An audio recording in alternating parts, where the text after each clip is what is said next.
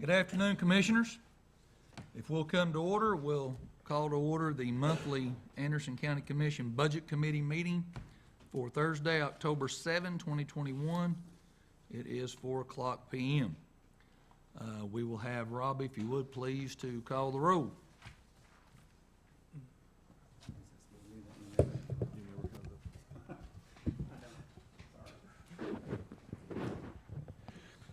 Commissioner Jameson. Here. Commissioner Smallridge. Here. Commissioner Val. Here. Commissioner Denberg. Here. Commissioner Waddell. Here. Commissioner Creasy. Commissioner Fritz is absent. And Commissioner White. Let the record reflect, we do have a quorum.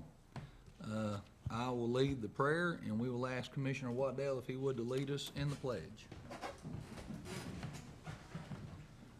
Heavenly Father, once again, we thank you for all your many blessings.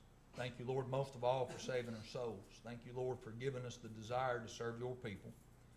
Please forgive us of our sins, times, Father, when we fail you. Strengthen us, cleanse us today, Lord, to be worthy, God, for this honor that the people have bestowed upon us. As we conduct this meeting today, we pray you be with each heart, each mind. Give us your wisdom, your discernment, Father, to do what's right for your people. All this we ask in Jesus' holy name. Amen. Attention, salute, pledge. Pledge allegiance to the flag of the United States of America and to the republic for which it stands, one nation, under God, indivisible, with liberty and justice for all. Thank you, Commissioners. Before we get started with the reports from our Finance Director, it is the time of year that we elect a new chairman for the committee. I'll start off by saying that I have had the honor and the privilege of serving in that capacity for y'all for the last year. I think we have accomplished a lot of good. I'm not going to take credit for that. You all deserve the credit for it. We did receive a lot of bragging from our fellow commissioners on how efficient we were in passing a proposed budget to full commission last year, and I believe that is a sign that we all work together very well and we all have the best interests of the county at heart. Having said that, I would love to serve in that capacity again for another year, but I do not want to hinder anyone else who may have the desire to want to do so. So having said that, we will open the floor for nominations for chairman of the Budget Committee. I nominate Commissioner Val.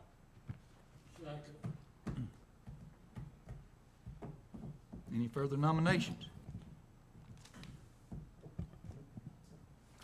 If not, I guess we need a motion to cease nominations. Move that we cease nominations and elect Commissioner Val by acclamation. We have a motion and a second. Any discussion? Hearing none. All in favor say aye. Aye. Any opposed say no. Motion carries. Thank you all very much. We will all continue to try to keep the good work up for the people of our districts. Next item on the agenda, the cash and fund balance report. Director Holbrook. That's right. All right, thank you. Chairman Dowling, congratulations on another year, and I would like to say we also appreciate all the work you've done as chairman too in the finance department. On the cash and fund balance for September, unaudited still, we will have audited numbers for the end of October, but right now we don't. Restricted funds, $979,623. Committed for general fund, $2,171,246. Assigned funds are $2,161,322, and unassigned fund balances $10,232,760 for a total fund balance of $15,544,951. Cash is at $12,898,667, which is up $2.6 million from last year this time. So, Any questions for Director Holbrook on the cash and fund balance report? Hearing none, moving on. all right, sales tax for August. We're starting to level off a little bit, but we're still 5% as a county as a whole. We were at 5% from last year, from last August. Anderson County portion was up 11%, 456,077 compared to 411,366 last year.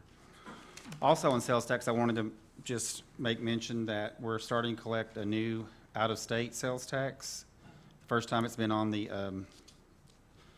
that we recorded it this month, 44,262. We don't receive, the county doesn't receive it, well, the county does, but it all goes to the schools and the cities. Anderson County portion doesn't get any of this. But it's a new sales tax that we're starting to collect, which could help the schools some. Well, I asked the auditors that because that was my first question. How did this come about and are we getting any of this? And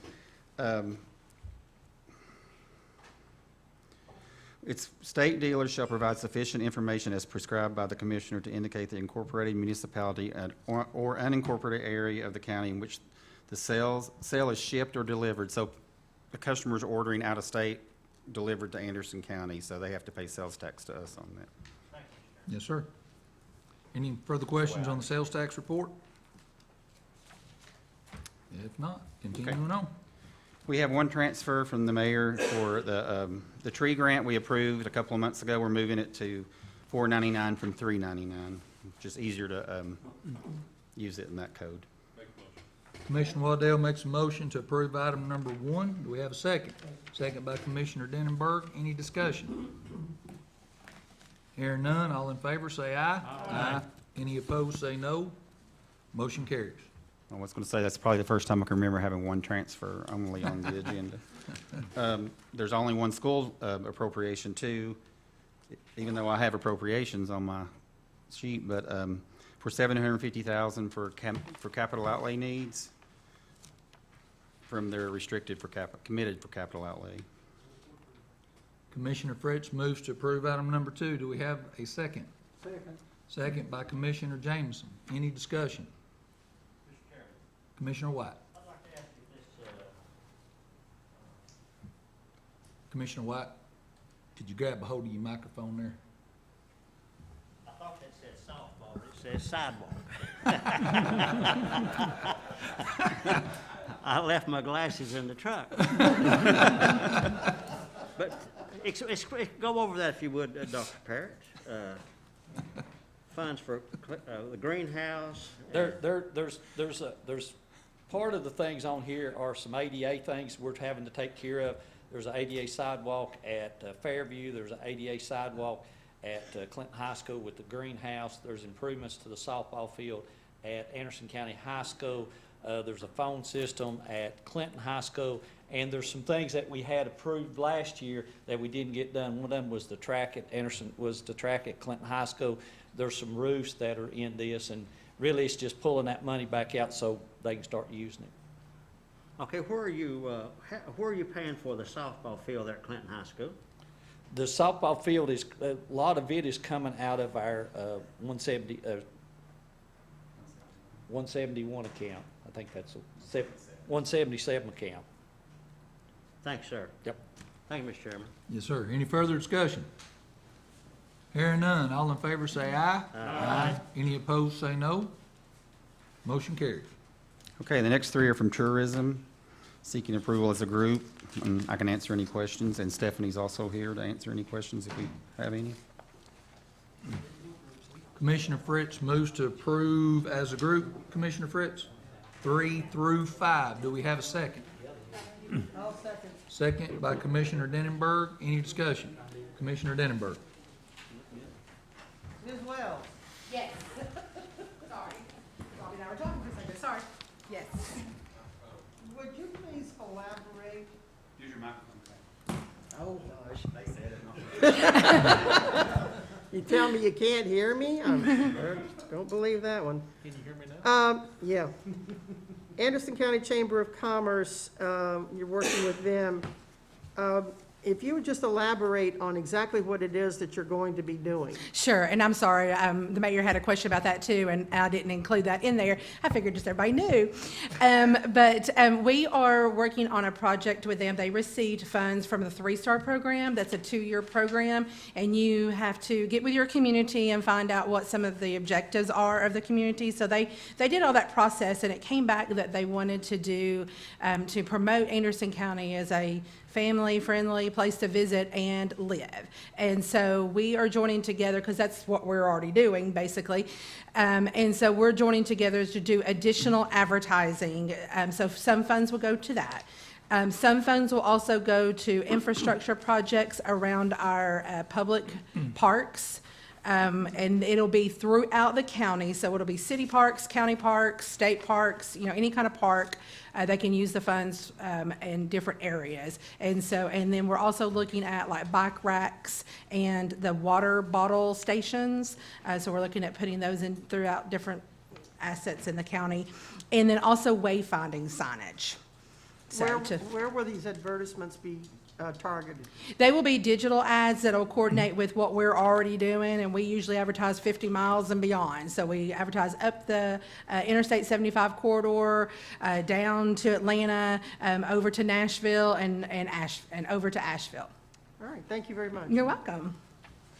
Any other Commissioner questions? Smallridge. Yeah, just a question on a term. What is over-the-top advertisement? Over-the-top television advertising? Yes. That is basically your streaming services. So like Hulu, even Xfinity Stream, they use some over-the-top television ads. And the interesting thing about that is both of us can be watching the same program, but because maybe you like fishing and I like hiking, we'll see 2 different advertisements. So we can direct the advertisements to the viewer's preference. So it's just the different advertisements that you see in those streaming channels. Thank you. How do you identify what preferences are? The activity you do on your phone. I was actually talking to our planning zone and office about this morning. So anything you basically do on your phone, and a lot of times anything you say around your phone, it tracks what your interests are. And Google and Facebook and all those people translate that for us, and then we can buy ads and target ads towards the activities that you. Well, it's funny because my husband uses my Facebook to look at Marketplace, and so he searches stuff, and I look at stuff, and Facebook doesn't know what I am, so because they serve me ads for everything, hunting to purses. So it's really interesting to be able to target it. And too, a lot of people complain, but I would rather receive an ad about something I'm interested in than something I have no interest in. So, but we can target it geographically and by interest. Thank So you for if that I'm in a traffic information. jam, they can hear what I'm saying? If you give your phone permission to access your microphone, if you give apps the permission to access your microphone, then yes, they can hear what you're saying. If you talk about something a lot, you'll go home and see an ad on the website or Facebook, and if you signed in with Google, it follows you to every device you use. Yeah, good stuff. Commissioner Creasy, go ahead, sir. Photo shoot. Yes. It's a little unusual to me to be budgeting for a photo shoot, and I Sure. was just curious as what that was. Yeah, we typically do pay for that out of our budget, but we do a photo shoot usually about every 2 to 3 years just to get new stock photography to use in our advertisements. So we've already did one this year, so we want to do additional one in the fall to get the fall foliage. So, because we don't have a lot of that in our photography. I guess I misunderstood what photo shoot meant. Sure. Okay, Yeah. I got We what do you're still saying. photography and video. Okay. So Thank you. we'll have it for stock photography to use. And it is accessible. We allow our attractions to use it too, if they have a need. Any further discussion? Sure. So is this a grant The 50,000 will be From ECD to the reimbursable and chamber? Yes. and the chamber? Are we Yes. subcontractors? And we got a email from the state that says we can do it. Okay. So, You could care to forward that to I our can, department too? yes. Okay. I can, yes. All right. Yeah. Thank you. Thank you. Any further discussion? Hearing none, all in favor say aye. Aye. Any opposed, say no. Motion carries. Okay, the next one's from the Highway Department for $70,000 for maintenance, repairs and maintenance, $20,000 equipment and machinery parts. Commissioner Waddell moves to approve item number 6. Commissioner Denenberg seconds the motion. Any discussion? Hearing none, all in favor say aye. Aye. Any opposed, say no. Motion carries. Okay, library is on for $500. They received this money last year but did not have time to use it in June, so it rolled into fund balance. Motion to approve. So we're pulling it out of fund. It's a little grant they got. Commissioner White moves to approve item number 7, seconded by Commissioner Smallridge. Any discussion? Commissioner Denenberg. I would just like to thank the Oak Ridge Rotary Breakfast Club for helping support the Briceville Library. Good point. Absolutely. Commissioner Creasy. Well, that was exactly what I was gonna say also. Any Thank you. further discussion? Hearing none, all in favor say aye. Aye. Any opposed, say no. Motion carries. Okay, 8 and 9 are from EMS appropriations for some capital needs, and it looks like they have some demonstrations here, so. Move for approval. Commissioner Fritz moves to approve item number 8 and 9. Do we have a second? Second by Commissioner Denenberg. Any discussion? Director Sweet. Yes, sir. And I know Commissioner Creasy raised his hand for Go ahead, sir. discussion. Yeah, and I read both of these, and the radios I get, and but that number 8, yeah, please explain exactly what we're doing there. Yes, sir. I have a concern. It looks as if we're wanting to go into medical treatment. Is that what we're looking at, or please explain what we're doing? So, last December, we brought on Assistant Director Scott Thomas, and one of the things I definitely charged him with is I want to bring our clinical capabilities and clinical skills to a higher level. Not outside of our scope, within our scope and capabilities of being able to do that. So he has been working on that since day one he started with us, and making a lot of ground on many different ways. One of them is bringing about a critical care program. We have had critical care medics before. We've never had a critical care program where we applied the skill sets that we were capable of applying in critical care. So you're seeing an expansion with some of that. Some of this stuff is we were already doing vent transports. We've had a ventilator for a number of years already. It's due to be cycled out. So we need to be looking at replacing that ventilator anyways. We do multiple vent transports, but we also give away multiple vent transports. 2 reasons. We've had some issues with our ventilator being down, and another is just not having the staffing. Now that we're creating a program, critical care, as you all have seen because you've approved some of those contracts, we have medics going to critical care school now. So we are increasing our staff that has greater and higher level of training to be able to do more when those need arises. Unfortunately, we've faced situations where the hospital didn't want to wait, and they took a patient off of a vent and put him on a BVM, which is the bag you see down there. I found out after the fact, because I am adamantly opposed to that, completely disagree. When you have a patient who is already on a vent, has appropriate vent settings, and the vent is working, to take them off of that is just wrong. It's detrimental to their care, whether you're a physician or not, and they signed off on it. I'll argue toe-to-toe with them on that. It's not right for the patient, but they wanted the patient transported. This allows us, now that we're getting more staff trained, bringing in the 2 vents that we put on here, it allows us for having and meeting that need when it comes about. So there are multiple equipment on here. We are not doing anything that's outside of our scope, but we are expanding within the capabilities of what is already in our scope. And some of that is where you may have seen some language on here talking about community paramedicine or mobile integrated healthcare. That is something that is within the EMS scope, Actually, I sat on the task force for the state to look at adopting that because other states have been doing it for almost 2 decades. Tennessee has been behind on that. We have created that scope of care to where outside of the 911 setting, outside of someone calling 911 or calling dispatch, we can set up certain high criteria patients and be able to go up and do follow-up evaluations with them to keep them from calling 911 and keep from them returning to the hospital. In addition, we're looking at for those patients that are receiving Narcan, trying to do a follow-up with them so that we can see if they're getting the help that they're getting outside of the 911 setting. All of these things are within our scope. So I guess to answer your question, yes, we are looking to expand our capabilities, but we're not looking to do anything that we're not allowed to do. And I guess that's where I need educating, because the scope, your scope, as you're saying, is different than what I had imagined. Yeah. I always considered us, and we've heard this term before, medical transport. Yeah. That's what I considered our scope. So I guess I need more education. Yeah, it's so much more than that. It really is. When people say we're a mobile ER, we, for all intents and purposes, we are.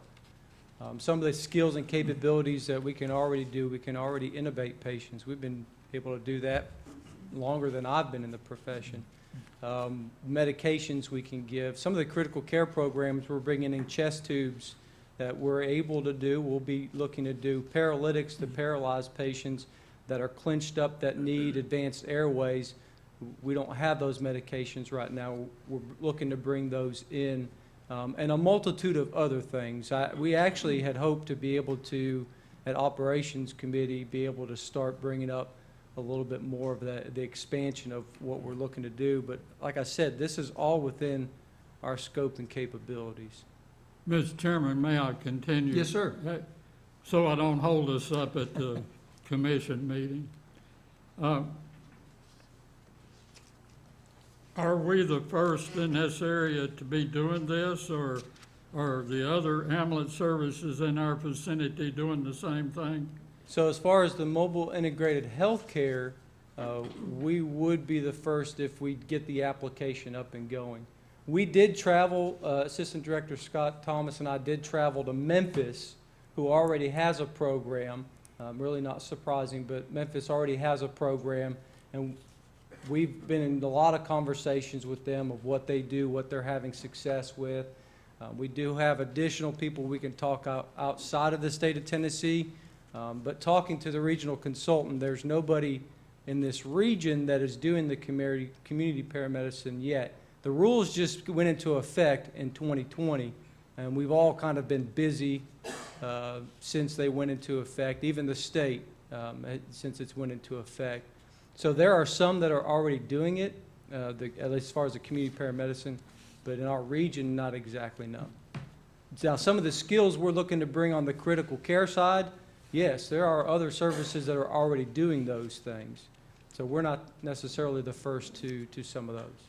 Do you see this increasing our liability? No, sir. No, sir. It's as with anything else, you have to have training to provide those skills, and you have to have continuous training to provide those skills.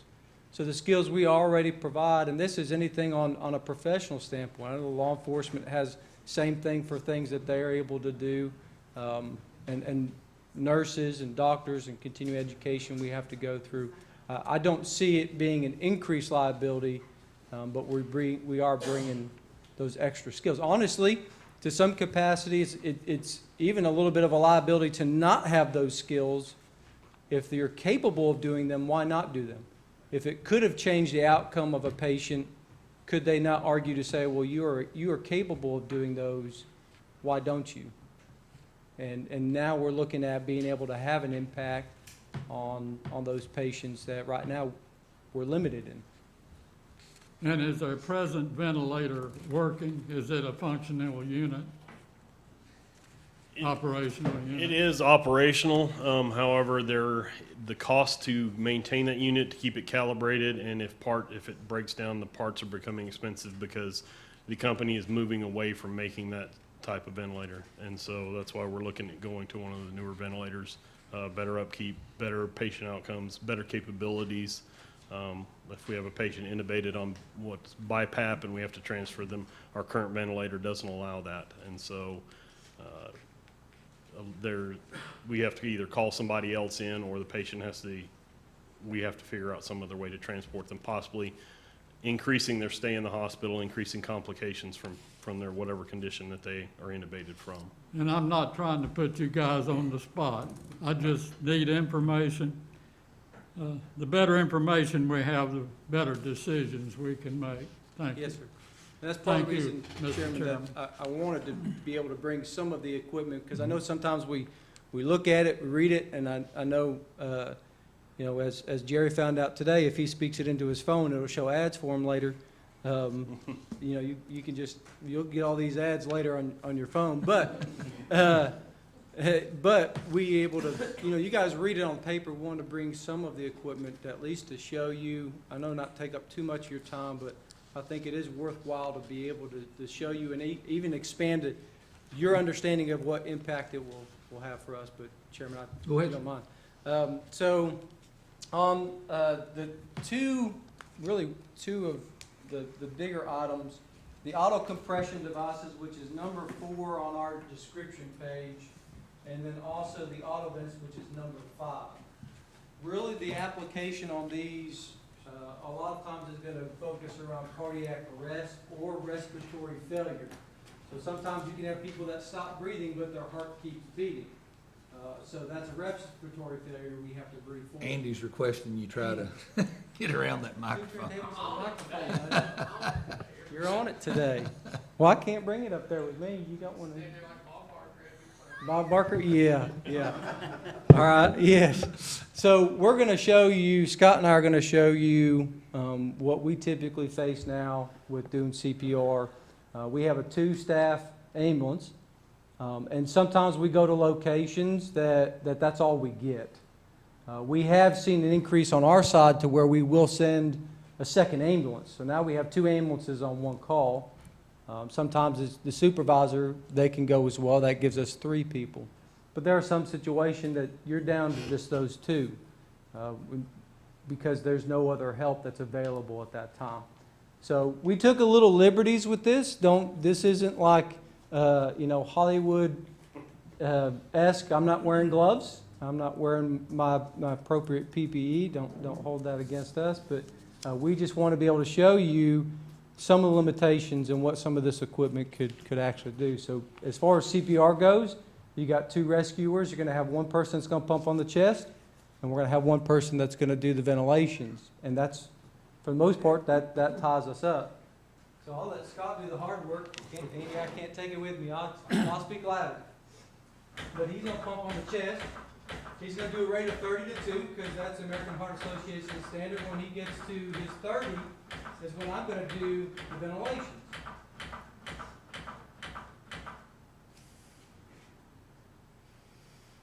2 ventilations, and he goes back to 30.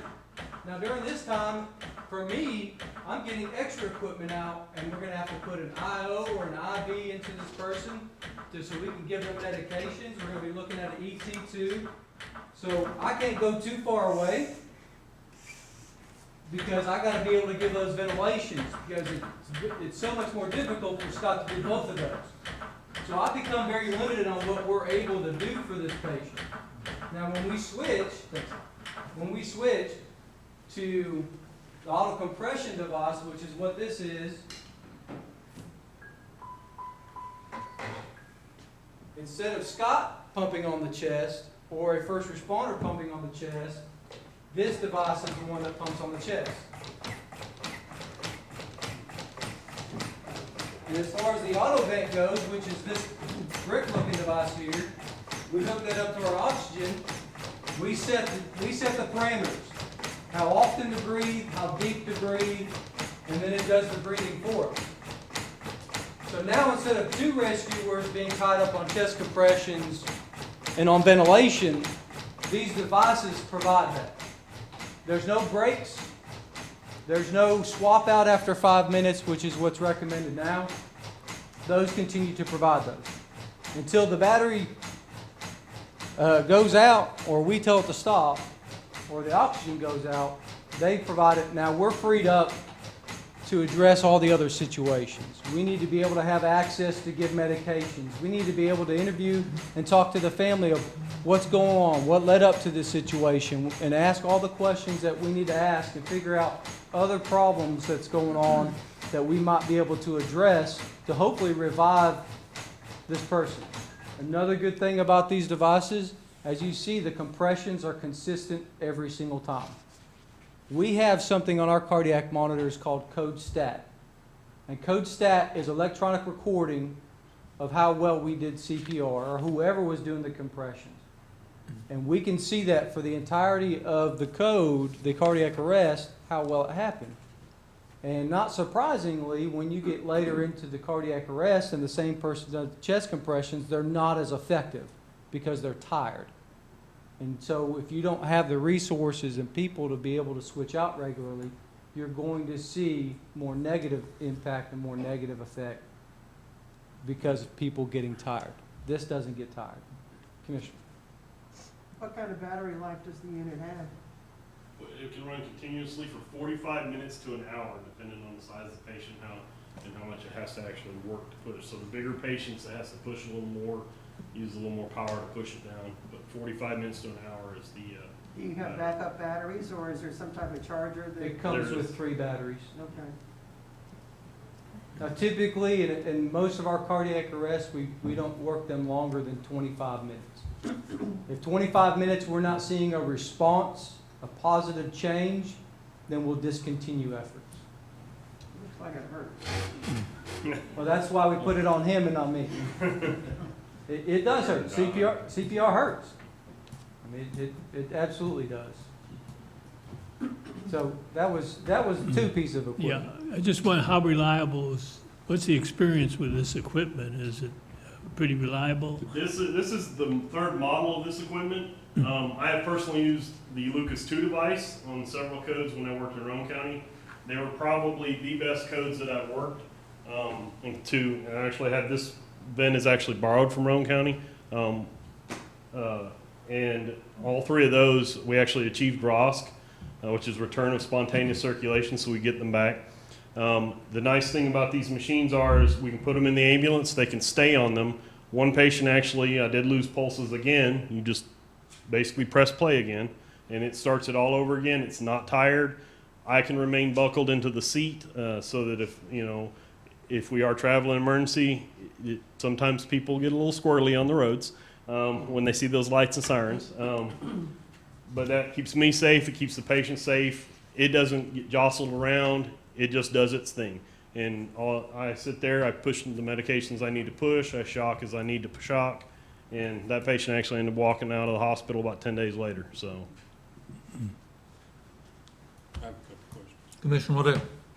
I just got a text, and I think I know the answer, but how often is the situation where you would be using this, Nathan? Is it a couple, 3 times a week? Cardiac arrest, yeah. Where you would actually use the use the equipment. I would envision it at least once a week, if not more. Okay. We historically, we've done over 50 codes at cardiac arrests a year, and I believe that's right now that's up. How long does it take you to get that set up on a patient?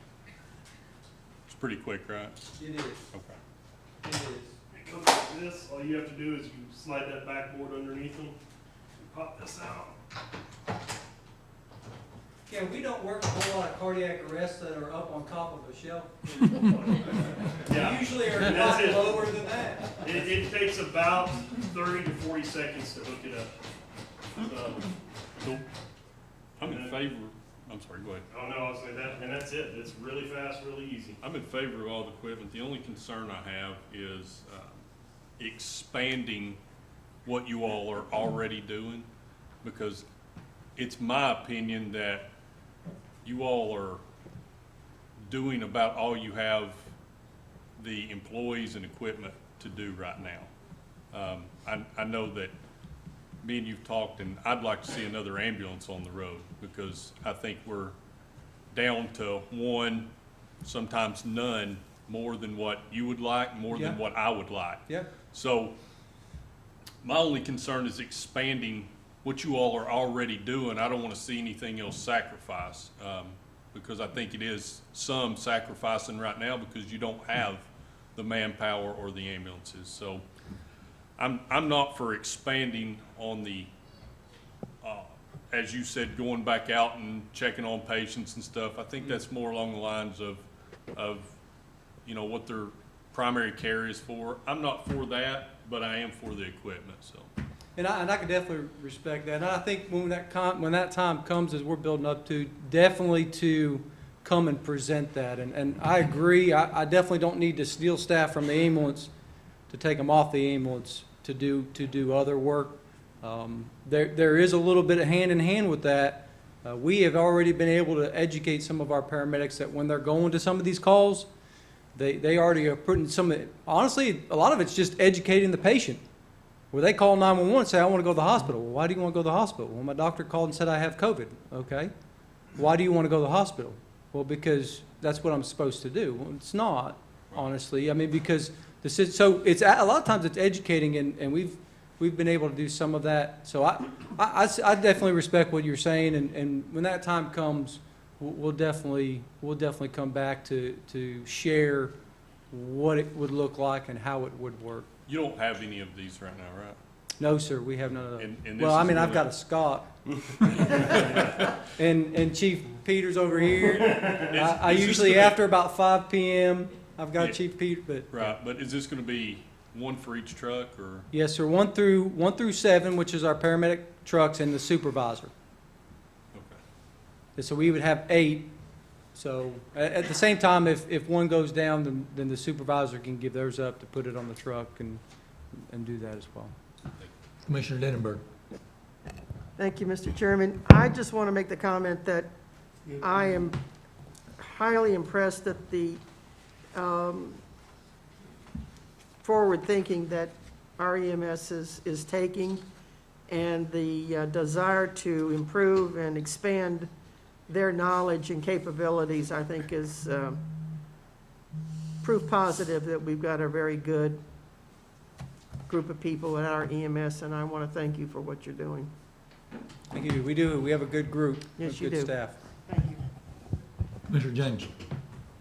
Has the medical profession voiced an opinion on this equipment?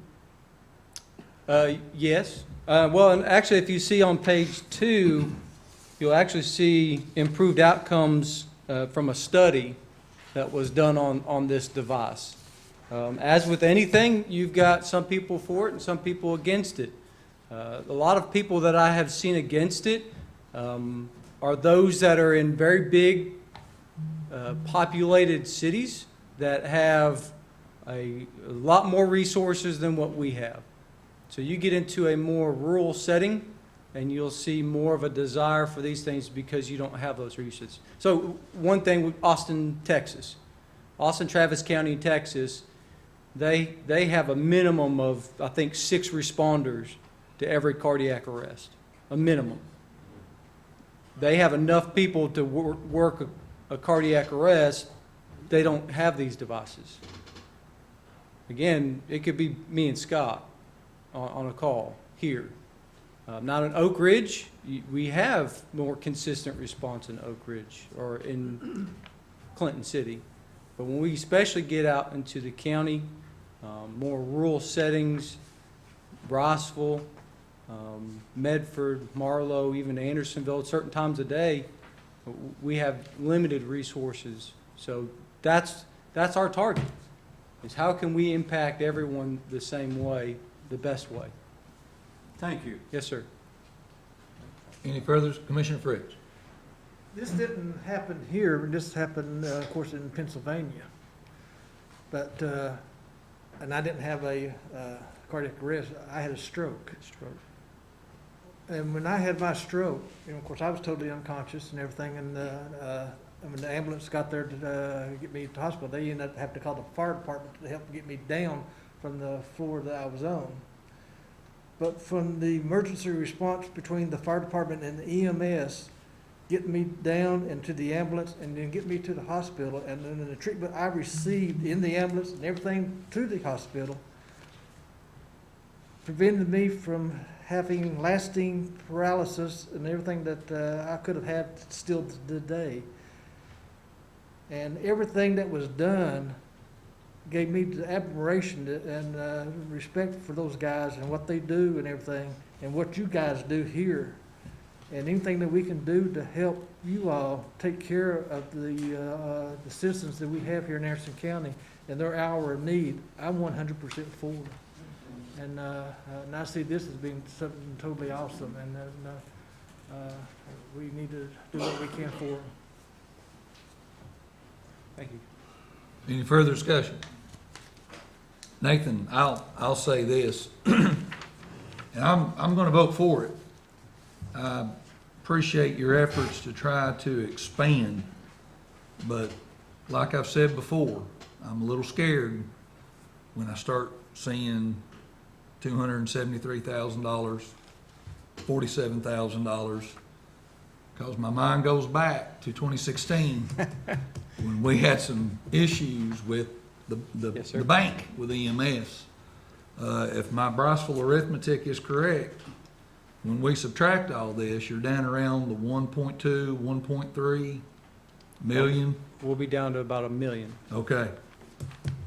We went to the 24.72 off. Yes, sir. That cost a little bit. I don't know how that's working out for you. I know Commissioner Waddell made a point a minute ago about still, I'm assuming we're still having some staffing issues over there, probably like we're having at the jail. On paper, we're fully staffed, but we have several people going through orientation, and we have some people out with injuries. Yes, sir. I mean, you're coming and asking for this. I trust your all's judgment that the people of our county need this type of equipment to save lives. So I'll go out on the limb with you and vote for this.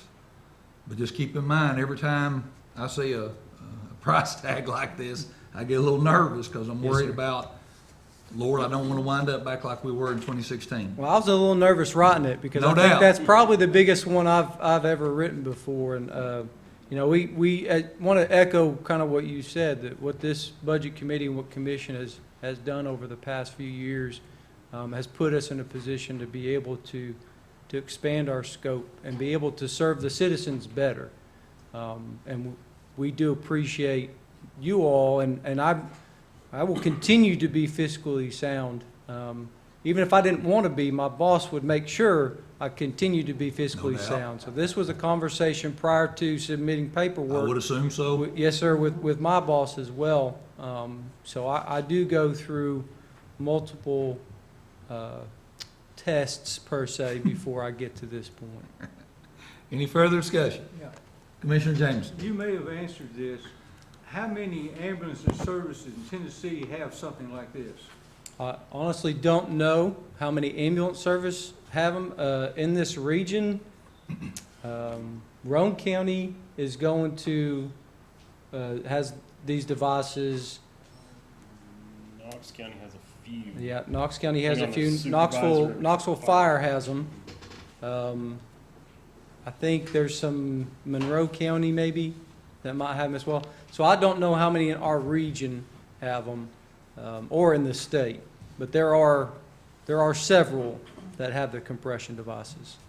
Well, do you know anything about their history and how successful it's been? It actually has been very successful. These devices, there's actually several articles that talk about how successful these are compared to manual CPR, where patients have actually woken up while having CPR performed on them with these machines. It's that effective. While that's a scary thought, at the same time, that usually leads to better survival rates when that happens. And so they are very successful. And a follow-up to that, when they start talking, we press the pause button. Just so everybody's aware, because they're probably telling us to turn it Yeah. off anyway. Yeah. But I don't know the number, but there are several that are using the device. And they've been around I mean, they came out with the thumper device back in probably the 60s or 70s. So the technology is advanced, not new. Any further discussion?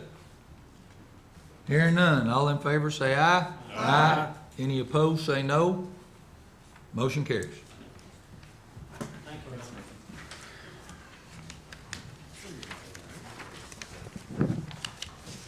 All right, we have one from the animal control for food and supplies for $1,944. Commissioner White moves to approve item number 10. Do we have a second? Second. Second by Commissioner Jameson. Any discussion? Hearing none, all in favor say aye. Aye. Any opposed, say no. Motion carries. Okay, the next three, 11 through 13, are from finance. The first one is for the ESG. The last one you'll see from ESG, I promise, to finish paying that project. Commissioner White moves to approve items 11 through 13. Second? Second by Commissioner Smallridge. Any discussion? Hearing none, all in favor say aye. Aye. Any opposed, say no. No. One no. Motion carries. Okay, 14 and 15 are from the mayor. The first one is from unassigned fund balance for $5,500 for a probation officer for a temporary full-time replacement until absent employee returns. And the second one is it's from committed future land purchase, industrial land purchase, $397,903 for industrial contributions to ACETA for a site development grant, which has potential to lead to over $1 million more. And we can answer any questions about that also. Do we have a motion? Move for approval? Commissioner Smallridge moves to approve item 14 and 15. And 15, yes. Do we have a second? Second. Second by Commissioner Jameson. Any discussion?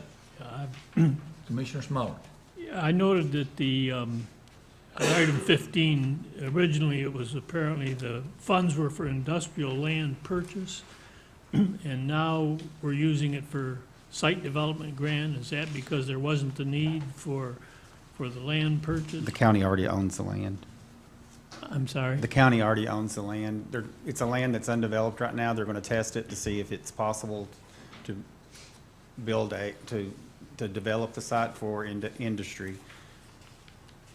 I can answer any. Yes, he's here to answer any questions too, and the mayor can also. Yes, sir. Please state your name, please. I'm sorry. My name's Andy Wallace. I'm the president of the Anderson County Economic Development Association. Right, I probably misunderstood this, but initially, we're decreasing industrial land purchase funds that I assume were set aside to purchase land. Is that correct? It's my understanding that the fund was set aside, yes, for industrial land purchase, but also development for industries as well.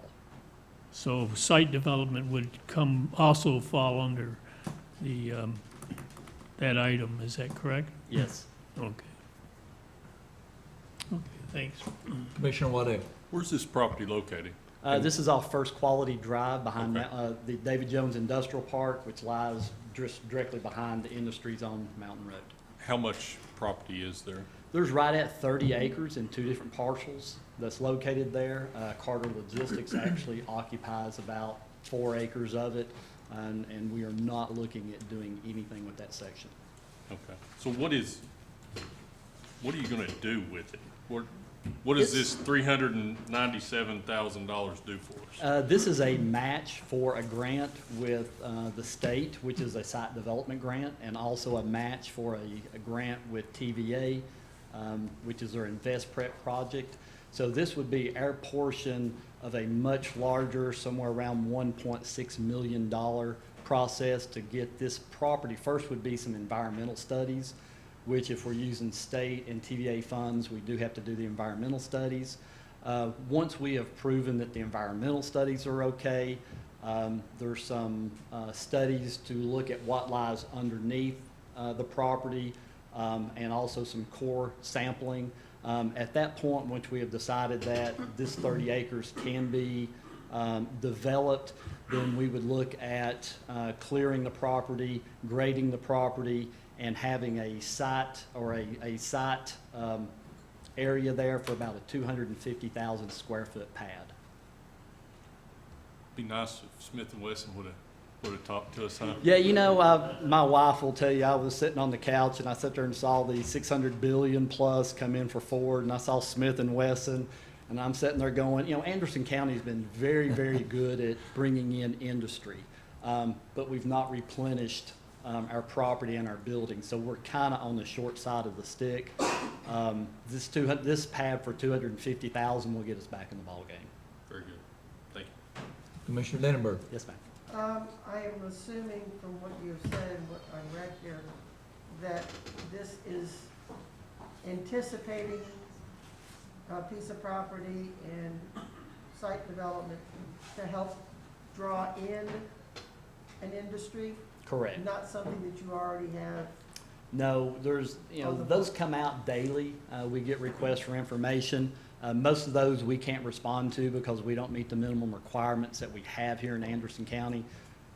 This site of having it ready for a 250,000 square foot building will allow us to respond to some of those.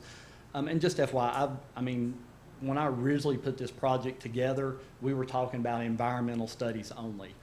It's been at the suggestion of the state and also with TVA that we proceed with getting this site ready for this size of a pad. Thank you. You're very welcome. Thank you, Mr. Chairman. Any further discussion? I think it's very good.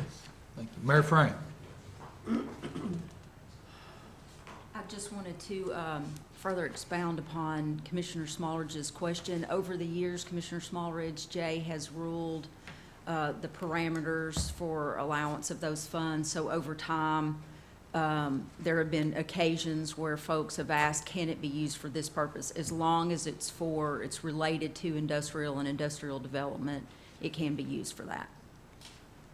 Thank you. Thank you, Mayor. Any further discussion? Hearing none, all in favor say aye. Aye. Any opposed say no. Motion carries. All right, thank you.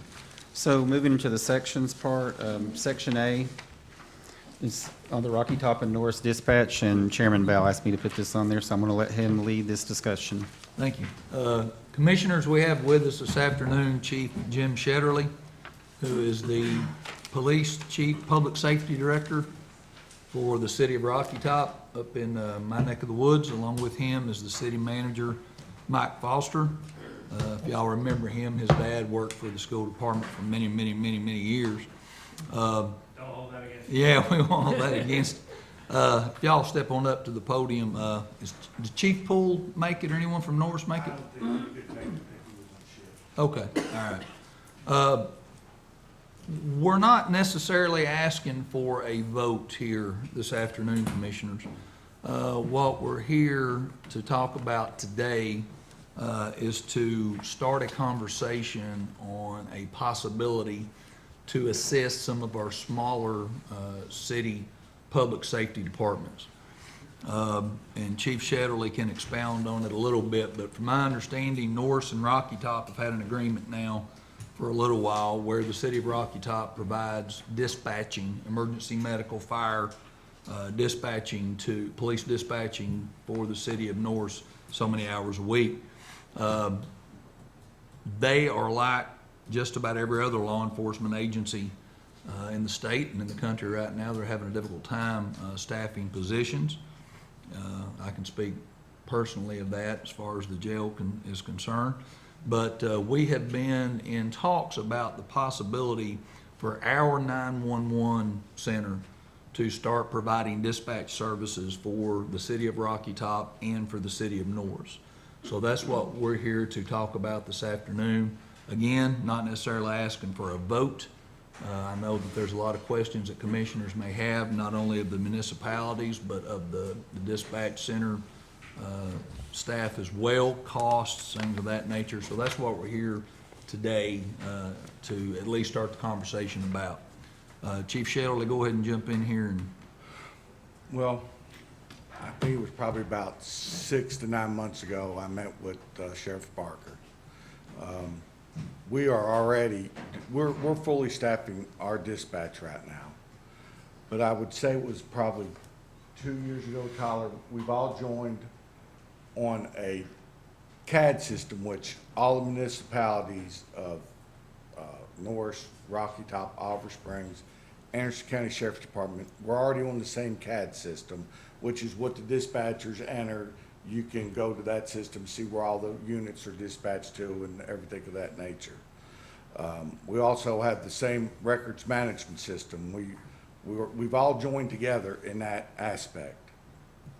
So in the last few years, state legislators have tried to pass a state law that's going to require that you be able to direct dispatch, which in our case, we would never be able to do because we cannot direct dispatch medical service. That comes from the Sheriff's Department's end. So if they pass this law, which I believe will eventually pass, I think COVID has slowed it down somewhat. But I think if this passes, we're not going to be able to dispatch medical at no time, because if you had every city trying to dispatch Anderson County Ambulance Service, it would be a disaster. Because nobody's going to be able to, nobody would know who's where or what with the ambulance service. For right now, we can view the ambulance service, and I can see maybe that the ambulance service is being dispatched to a call, but I can't enter into their card and see any of the medical information or anything. I'm just seeing where they're dispatched to. I just think it would streamline a process that the calls would be handled more efficient. They'd be handled all the same way. We're handling some dispatch calls different than the Sheriff's Department. It's just, you know, the nature of the beast.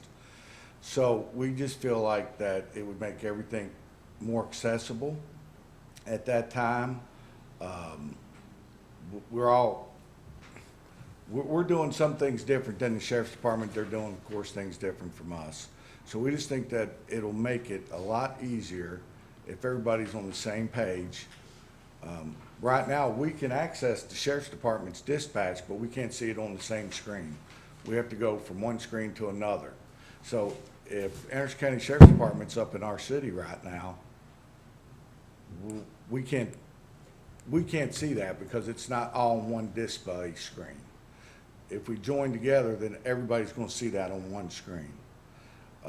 I've talked with the Sheriff's Department, and I'm just taking this still, Tyler, that they think it's going to take 3 additional dispatchers to handle this for us to move. There's already been talk with us about in 3 years that they're looking to do the Justice Center.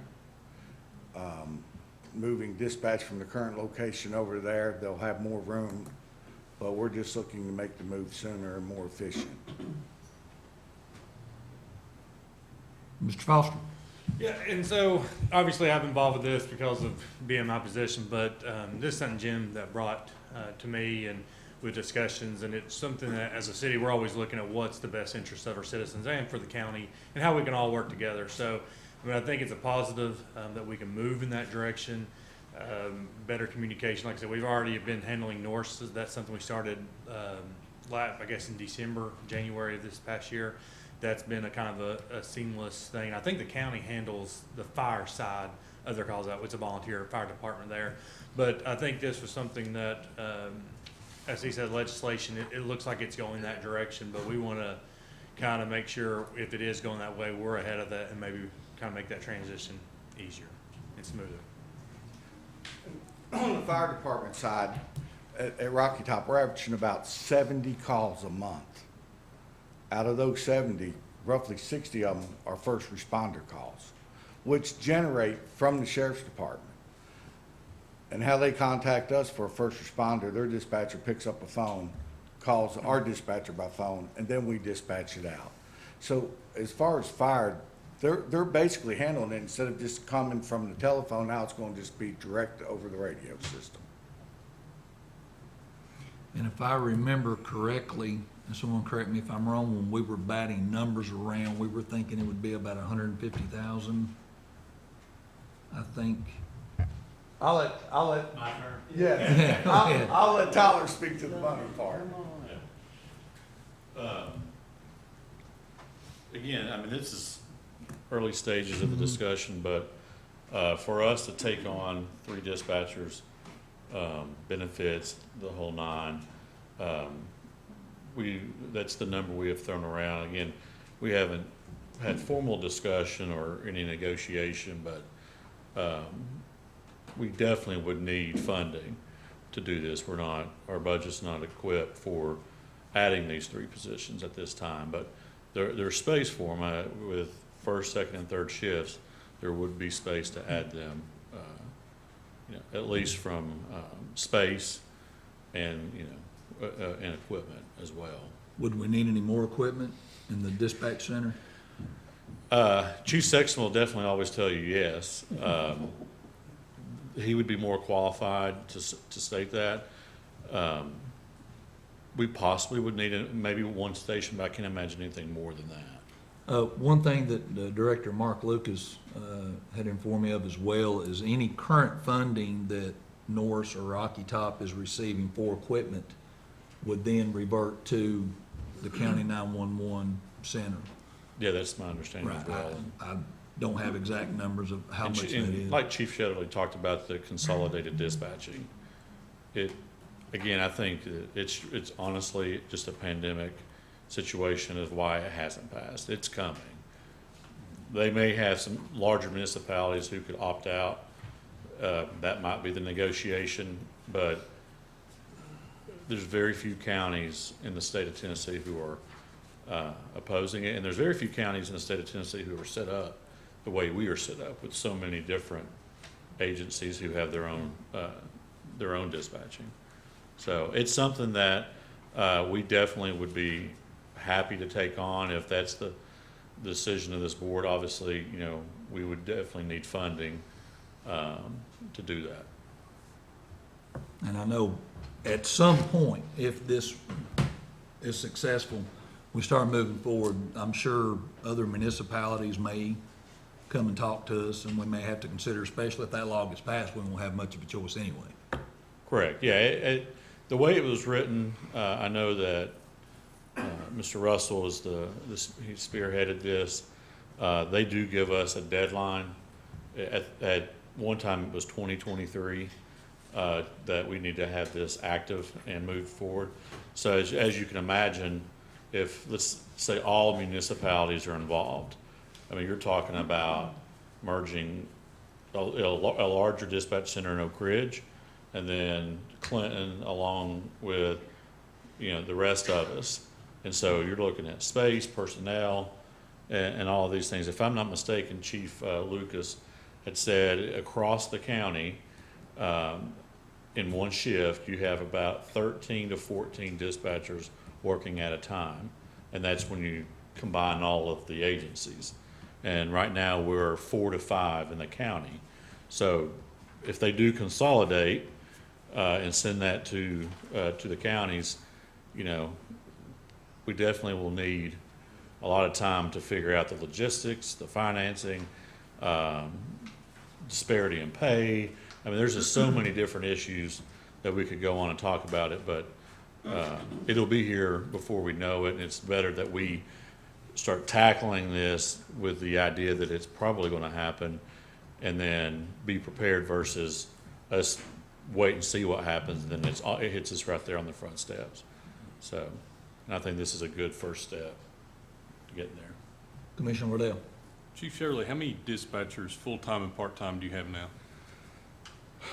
We have 3 full-time slots, and then with the way our shifts work, I have one that's 2 days every week. But I mean, I might have 3 or 4 part-time people to fill that slot. So what's your budget for dispatch pay-wise? About $150,000. So, I mean, it's reasonable to think that Norris and Rocky Top, they're gonna be able to kick in some money to pay for these dispatchers and still save some. So, I mean, I think it's, especially, I would look at the same thing, coming towards Clinton. Clinton and Oak Ridge, I'm sure, have a very large, I don't know about Clinton, but Oak Ridge would have a large, substantial amount of money. And if we did have to combine them, it's something to look at, that we could utilize money from all the jurisdictions to do so. Well, equipment-wise, of course, being the chairman of 911, we're already paying for all the equipment that sits in Anderson County Sheriff's Department dispatch, as well as Rocky Top, Norris, and Oliver Springs. So if a position has to be added, that's an expense that won't come from any municipalities or the county government. 911 will just do an upgrade, which Tyler will tell you, we're already looking at upgrading, and some of it we put on hold because if we're looking to make this central dispatch as 911, we don't want to spend another $60,000 worth of equipment to put in each of the municipalities that are members here, and then a year from now I'll say, oh, well, we're central dispatch now. So we're kind of in an in-between hold phase. Now for Anderson County, we're going to go forward with all their upgrades because we know that they're going to be here. That was equipment you were talking about though, right? Yes. Okay, right, I got you. Yes. Commissioner Denenberg. I guess my question would be, at this juncture, what is it that we need to move forward and be proactive? Well, we're asking, or I'm speaking for our city, that we're asking for the Anderson County government to add the 3 positions and pay for those 3 positions. So that would be $150,000, give or take, for the 3 positions added to the sheriff's department? Yes, because all dispatchers, even though Anderson County 911 pays for the equipment, all dispatchers in their department are sheriff's department Because they're under employees. the 911 center's under the sheriff's department. Thank you, Chief. You're welcome. Any further questions? Just a comment. Commissioner Creasy. When we formed the 911 back in the early 90s, we were hoping at that time it'd be a consolidated dispatch countywide. And we come very close, except Oak Ridge pulled out and formed their own 911. And then Clinton went with us, and then they later pulled out, formed their own. But I'm all for, I've been fighting that battle since then. And Well, and I think putting the smaller departments in first, you're going to iron out some of the right. problems that's going to arise. And not really problems, just more logistical things that you're going to see. And just like I said, what's making the move easier for us is we're already on the same, we're on the same everything together. On CAD, records, we're checking each, we can check anything through the sheriff's department. They have access to ours, so we're already halfway there. Can I ask? Yes, sir. Yeah. The 911 board, what's the feeling there? Do you have their blessing on this? Oh, yes, yes. They're in total favor of us making this move, because they want consolidation too. Yeah, Now, to be okay. honest, if you can get to bigger cities, I can't speak for them. I can't say. But We still have an Oak Ridge representative and Clinton representative, as far as I know, on the 911 board, that is correct. as well as Rocky Top. Yes. Thank you. Commissioner Fritz. I don't have a problem with the consolidation. I mean, that's probably the best way to go.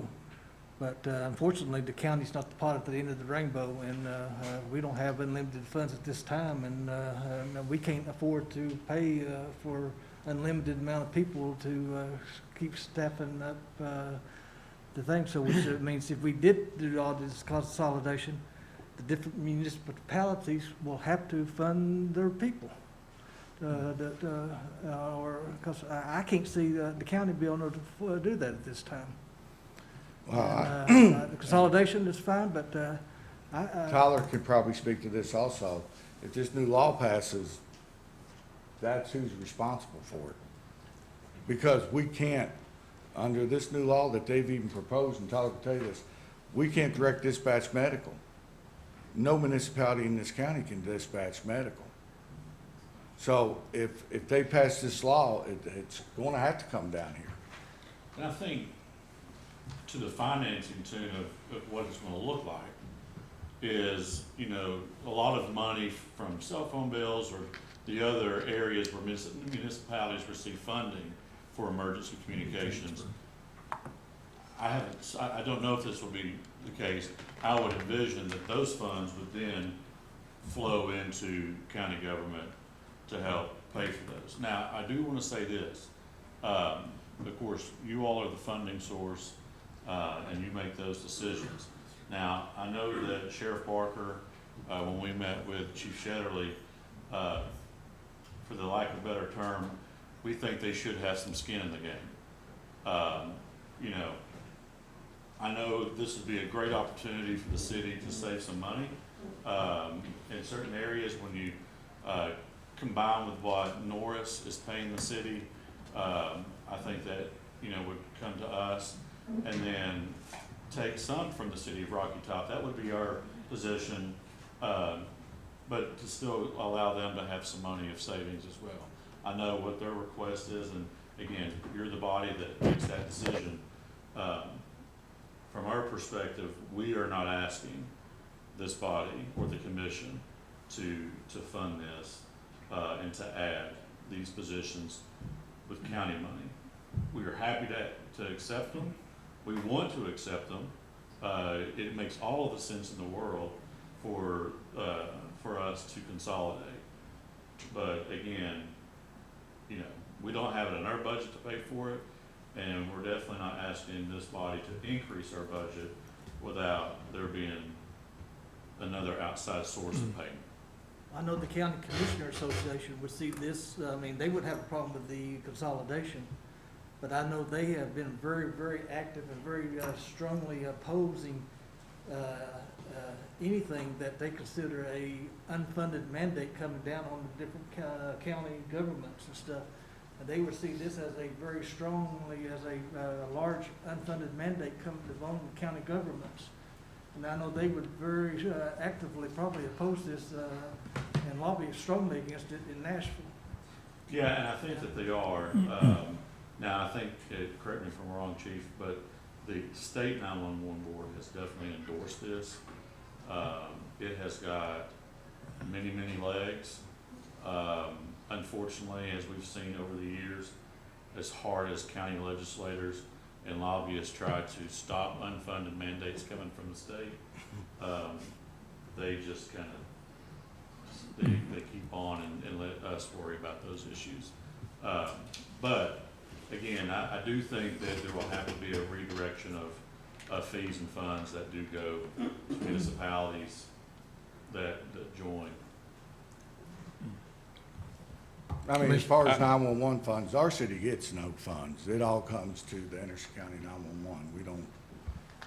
I agree with centralized dispatch. I think it's a great idea. I think it makes sense when Rocky Top needs help. They have to call Anderson County to get help, and it makes sense that they're all sitting in the same room. It'd make things a little quicker, but it doesn't make sense for Rocky Top and Norris, let's just say, to both have a savings of $150,000 and Anderson County take on that $150,000. So, you know, it would make sense if, you know, each put in 75 or the half, or depends on how many people we get. We may get Oliver Springs, and it may be even a smaller amount of money, but I would never be in favor for us footing the bill on something they're already footing the bill for.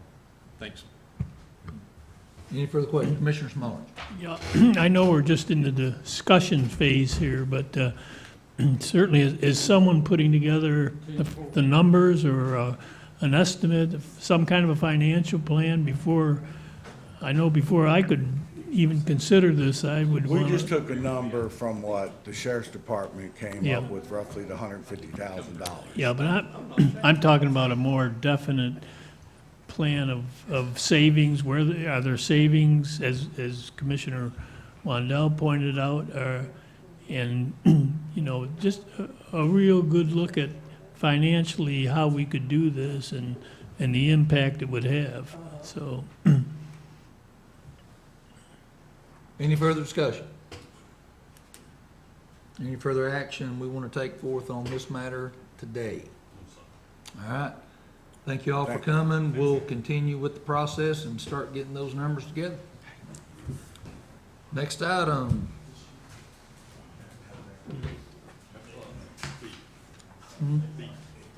Yeah, B, 2122 capital outlay. Yes. Under the capital outlay, we've addressed some of the bigger issues. There were 3 smaller items on there. One service truck for the fleet services for he has $36,679. The current service truck was totaled, and it was a totaled animal control truck with 230,000 miles, which they rebuilt. They're also asking for a service truck bed with crane at 22,000, without crane at 12. The crane is needed for lifting engines, transmission, and rear ends. And also, buildings, Roger has asked HVAC unit for Larry Dickens building at $6,000. It's, needs to be replaced due to age. Those are the 3 items we have left on the imperative list. Yes, ma'am. Yes, ma'am, go ahead. I just wanted to point out something. My request for colored copies makes a big difference on what we're seeing between that and that. Just a point of information. Appreciate it. At least I then knew what we were talking about specifically. Right. You could get her a pack of crayons. I'm going to bring her a highlighter. Robbie, do we need to vote on this? Well, if you want to approve this, it would come from unassigned if you want to approve these items. John's not here, I can't answer questions about the motor pool. I don't know if the mayor or Libby could, because but you might want, if we want to wait until he can be here, I don't know. But Roger is here if you have any questions about the Dickens building, the $6,000. I think he's put this on the list several years now, and we've put it off. You want to take any action tonight? Commissioner Denenberg. My cohort here just asked, where's the Dickens building? I suppose you don't know. Jeff Cole's office. It's still all part of the ARC complex. Part of the Oak Ridge, the next building over. Tags, pay your taxes, that's free. Oh, okay. The far corner is considered RZ, and VARC, and then GLC. That's why it sounded Still familiar. all the same. Yeah. Thank you. It's Jeff's part. Gotcha. Any action committee wants to take? Mr. Chairman, do we have very much left? 1, 2 more items, and then new and old business. I'm gonna have to leave. All right, sir. So any action wanting to be taken on section B, the capital outlay requests? See, we delayed the voting machines, right? Yes. There's nothing else we need to do on it? I think we're waiting on Mark to bring back some numbers, and that's what Tracy, that, I say we move Yeah. on. All right, then, moving on to item C, Tennessee ARP water infrastructure grants. yes, the mayor put this on the agenda, and I'll let her speak to it, because I hear her coming. You can do it, Robbie, it doesn't matter. I just wanted to briefly apprise Commission that this is another level of funding that will be coming to Anderson County, approximately $2.1 million. What the state of Tennessee is going to do is, from their funding, allocate additional funding for water, stormwater, wastewater projects. They have only put out some draft information. We would get the 2.1 million plus another allocation based on our population. They do not have final guidance out on this yet. I know I've got a meeting with other mayors and TDEC at the end of the month. Hopefully we'll be able to come back and apprise you of maybe further details. My understanding, the expectation is that Anderson County would receive the funding, and then we would be expected to work with not just any county utility, but any utility wastewater system that is within our jurisdiction. So for instance, we would sit down, we would work with Norris. We would work with Oliver Springs. Unknown to me yet, Oak Ridge, I don't know. That's where it's going to be final guidance because for the most part, just their size, they're usually considered a direct allocation. I would expect under this grant process, though, that we would also be working with them from what I've seen so far. So the other expectation would be that we would be using some of our funding to match. So we would want to make sure that we're looking at these projects, what commission wants to see in those projects. One of the things I suggested in my letter to you is I know some of them have some plans that they're proposing. So for instance, the Water Authority, as an example, has $30,000 in their anticipated request to the county for a Claxton sewer plan. And so those are things that maybe we want to go ahead, as soon as we have final guidance, have a workshop with these utilities, maybe look at them getting some of those plans to us so that we can make decisions. And then the state is also asking each of these utility systems to do an infrastructure scorecard, and it is a very detailed scorecard that will give you everything you need to make a decision. So it has their audit information, it has their asset information, and if they haven't already done that as a utility, it's really an incentive to get it done in order to be eligible for the grants. But we would be the granting authority, and I'm sure Randy is excited about more. See how excited he looks about more grant work. But I just wanted to make you aware of that. Thank you, Mayor. Yes. Any questions for the mayor? Thank you, ma'am. Oh, that's what I thought. And D is also request from the mayor too, or just information, human use for you. I'd like for us to just punt that to the workshops that we have.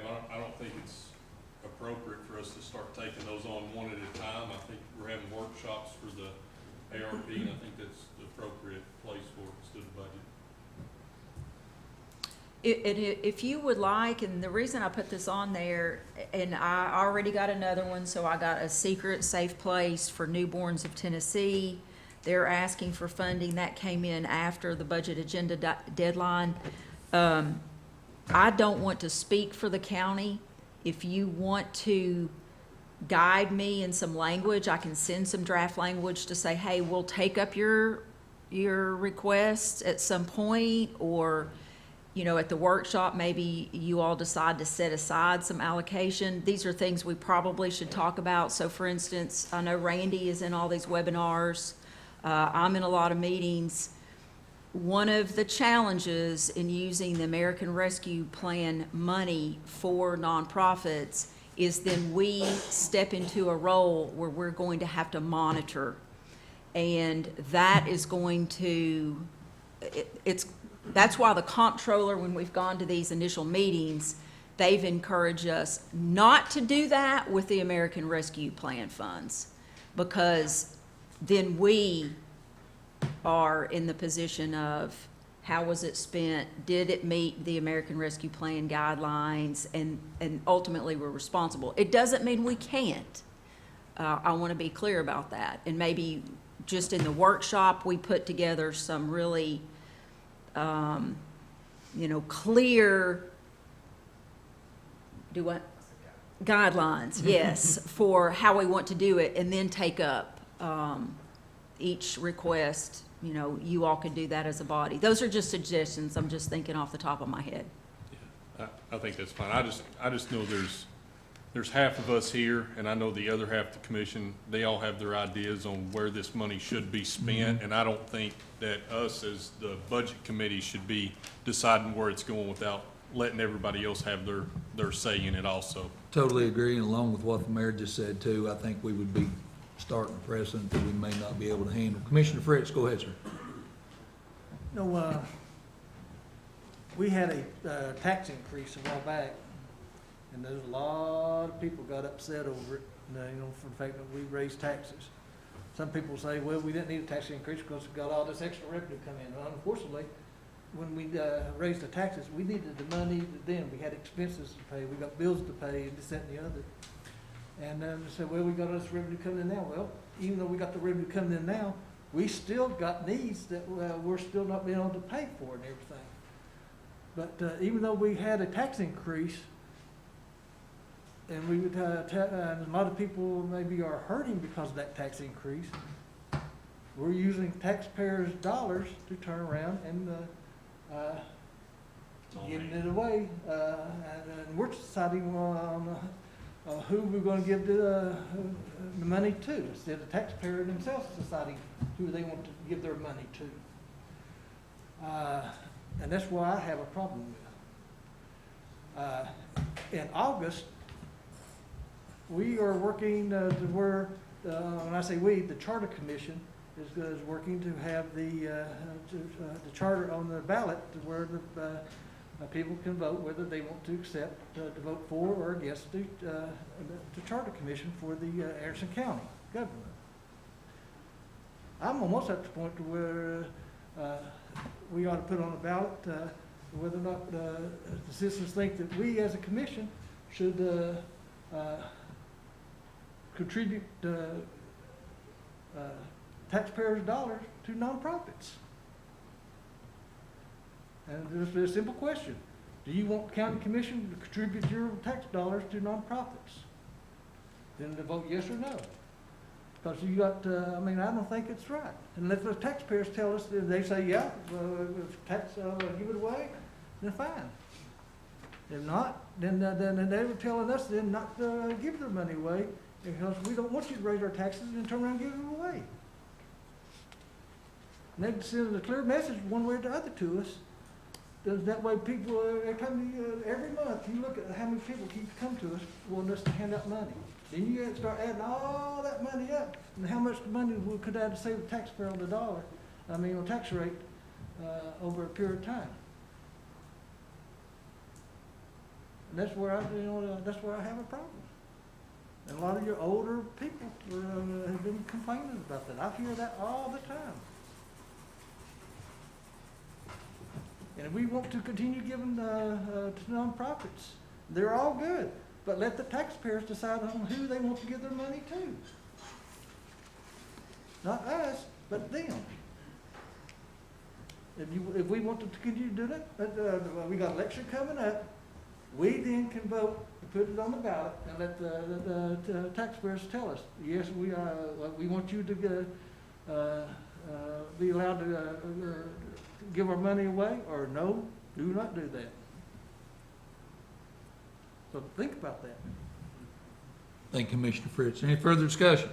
I agree with Commissioner Fritz. I figured you would. Any further discussion on item D? No, but we'll say in Finance Committee last month, nonprofit discussion came up, and we're working on a new policy, updating the old policy, and I hear also the committee is being formed and going to meet again also. Yeah, give Commissioner Phil Yeager some kudos Yes. on that. He's distributed draft policies on that, so that's certainly be an issue that Right, we're we'll addressing. continually be working on. All right, moving on, new business. Okay, under new business, I have two budget amendments from the Sheriff's Department, both appropriations, both increasing revenue, one for the mental health transports, again, $153,758. Move for And- approval as a group. Yes. Commissioner Fritz moves to approve as a group. These don't have numbers to identify, so They're you both all will have grants. to guess which ones they are, but the last two as a group. Seconded by Commissioner White. Any discussion? Hearing none, all in favor say aye. Aye. Any opposed, say no. Motion carried. It's all under new business. Any old Yes. business? No old business. Any further business come before the committee? Hearing none, we are adjourned. Thank you. We're gonna see if I've lost the tax return out there. Hey, you're going to Tax deduction. Sounded like it. Yeah, she's probably killed me. What about that website, Ernie? That was last week.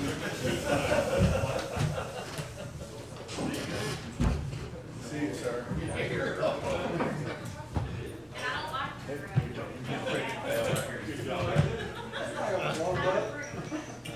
Hey, what are you doing?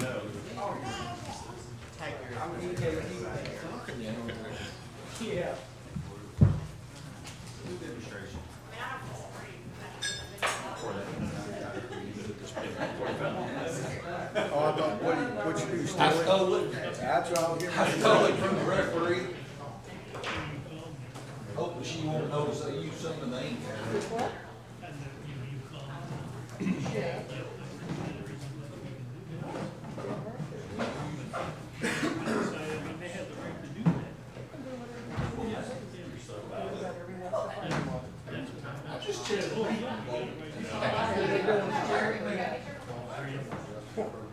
Oh, yeah. Democrat Party sent me a message, says, how do you think we're doing? What? Democrat Party sent me an email, said, how do you think we're doing? Really? I didn't get it. I thought, you don't want to send an email right now. The affectionate doctor knows. I don't get anything that you get, Chuck. I guess they don't like you anymore. Well, they don't put one like me now. Well, don't get over it. Like, if they want to try to rescind it, request to, So, they don't have to approve it, so. they can rescind it. They can rescind just the portion requiring county commission. They don't have to rescind the whole thing. But the Democrats, No. Don't worry about it. The Democrats are gonna be rescinded. it has to be approved by the Republicans or commission. And, that's what I was told. Who told you that? It goes before the national and, Republican.